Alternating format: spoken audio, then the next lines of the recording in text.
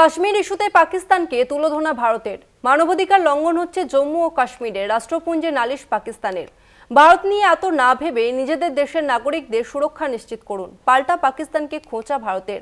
ব্যর্থ রাষ্ট্র পাকিস্তানের লেকচার দেওয়ার কোনো এখতিয়ার নেই, মন্তব্য ভারতীয় কূটনীতিকের। রাষ্ট্রপুঞ্জে একাধিকবার কাশ্মীর ইস্যুতে ভারতকে খোঁচা দিতে চেয়েছে পাকিস্তান।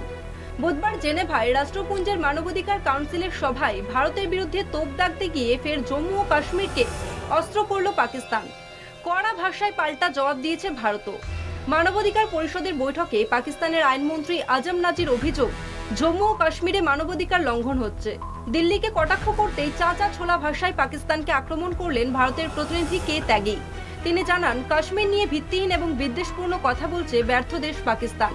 তাদের ভাষণ দেওয়ার যোগ্যতাই নেই।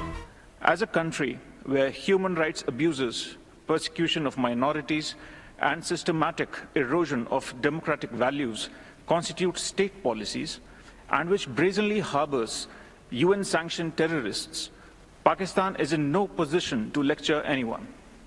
Instead of its unhealthy obsession with India, Pakistan should focus on providing actual governance and justice to its own people. 370 ধারা বাতিলের পর থেকেই কাশ্মীরে উত্তেজনা তৈরির চেষ্টা করছে পাকিস্তান। অভিযোগ গোয়েন্দা সংস্থাগুলি। বহুদিন ধরে ইসলামাবাদের সঙ্গে সমস্ত কূটনৈতিক আলোচনা বন্ধ রেখেছে নয়াদিল্লি। বারবার ভারতের তরফে স্পষ্ট জানিয়ে দেওয়া হয়, জম্মু ও কাশ্মীর এবং লাদাখ ভারতের অবিচ্ছেদ্য অঙ্গ। মিথ্যে তথ্য ছড়িয়ে দিয়ে পাকিস্তান কখনো ভারতকে কোণঠাসা করতে পারবে না। কলকাতা টিভি।